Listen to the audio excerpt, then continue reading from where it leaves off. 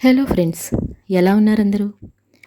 ఆచార్య చాణక్యుడు తన చాణక్య నీతిలో ఎన్నో విషయాలను ప్రస్తావించాడు. డబ్బుకు సంబంధించిన వివిధ విషయాలను తెలిపాడు. ఆచార్య చాణక్యుడి చాణక్య నీతి అనేది జీవితంలో ఒక పరీక్షగా నిలిచే జీవిత పాఠాల సమూహారం. చాణక్యుడు గొప్ప పండితుడు, ఉపాధ్యాయుడు, ఆర్థికవేత్త. అతని బోధనలు అన్ని కాలాలకు సంబంధించినవి. చాలామంది ఇప్పటికీ చాణక్యుడు చెప్పిన సూత్రాలను పాటిస్తారు. దీనితో జీవితం సంతోషంగా జీవించవచ్చు. ఎందుకంటే చాణక్యుడు చెప్పే ప్రతి విషయం జీవితంతో ఖచ్చితంగా ముడిపడి ఉంటుంది. జీవితంలో అనేక సమస్యలు వస్తుంటాయి, కానీ కొన్ని సమస్యలు మాత్రం ముందుగానే మనకు హెచ్చరికలు పంపుతాయి. కానీ వాటిని మనం పెద్దగా పట్టించుకోం. మన జీవితంలో సమస్యల సంకేతాలను గుర్తించడం అనేది అసలు విషయం. ఆర్థిక సంక్షోభాల సంకేతాలను ముందస్తుగా గుర్తించడం వల్ల అనేక సమస్యలను నివారించడంలో సహాయపడుతుంది. రాబోయే ఆర్థిక సంక్షోభానికి ముందస్తు హెచ్చరిక సంకేతాలు ఏంటో తెలుసుకుందాం. తులసి మొక్క ఎండిపోవడం. హిందూ మతం ప్రకారం తులసి మొక్క చాలా గృహాలలో దేవతగా పూజింపబడే ఒక పవిత్రమైన మొక్క. తగిన జాగ్రత్తలు తీసుకున్న తర్వాత కూడా మీ ఇంట్లో తులసి మొక్క ఎండిపోతే అది రాబోయే పేదరికానికి సంకేతంగా పరిగణించబడుతుంది అని చాణక్య నీతి చెబుతుంది. అయితే నీటి కొరత, చల్లని వాతావరణం కారణంగా కొన్నిసార్లు మొక్కలు ఎండిపోతాయని గమనించడం ముఖ్యం. సరైన వాతావరణంలో కూడా తులసి ఎండిపోవడం పేదరికానికి సంకేతం.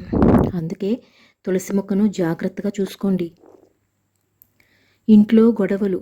ఎటువంటి స్పష్టమైన కారణం లేకుండా మీ ఇంట్లో నిరంతరం తగాదాలు, వాదనలు ఉంటే అది రాబోయే ఆర్థిక సంక్షోభానికి సంకేతం కావచ్చు. గ్రహదోషం లేదా వాస్తుదోషం వంటి సమస్యలు కూడా దీనికి కారణమని చాణక్యుడు నమ్మాడు. కారణం లేకుండా ఇంట్లో పెద్ద పెద్ద గొడవలు జరుగుతాయి.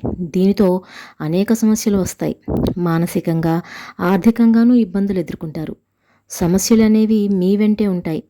ఇలాంటి సందర్భంలో మీరు ఆర్థికంగా కిందకు దిగుతారని గుర్తించాలి. తగిన జాగ్రత్తలు తీసుకోవాలి. ఇంట్లో గాజులు పగలడం. చాణక్యుడి ప్రకారం మీ ఇంట్లో పదే పదే గాజు పగలడం రాబోయే ఆర్థిక నష్టానికి సంకేతంగా చెప్పవచ్చు.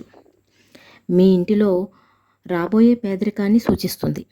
ఇలాంటి విషయాల్లో జాగ్రత్తగా ఉండాలి. తర్వాత చాలా ఇబ్బందులు ఎదుర్కొంటారు. భగవంతుడిపై విశ్వాసం. ప్రశాంతమైన జీవితానికి భగవంతునిపై విశ్వాసం చాలా ముఖ్యం. పూజలు లేని చోట సుఖం లేదా శ్రేయస్సు ఉండదని చాణక్యుడు చెప్పాడు. పూజలు లేకపోవడం, పూజలు చేయలేని వాతావరణం రావటం ఆర్థిక సమస్యలకు సంకేతమని చాణక్యుడు చెప్పాడు. అందుకే నమ్మకంతో భగవంతుడిని పూజించడం అనేది ఉండాలి. అప్పుడే ఆనందంగా ఉంటారు. లేదంటే ఆర్థిక సమస్యలు మిమ్మల్ని ఇబ్బందులకు గురిచేస్తాయి. పెద్దలపై గౌరవం. పెద్దలను గౌరవించడం భారతీయ సంస్కృతిలో భాగం. పెద్దలను అగౌరవపరచడం రాబోయే ఆర్థిక సంక్షోభానికి సంకేతమని చాణక్యుడు నమ్మాడు.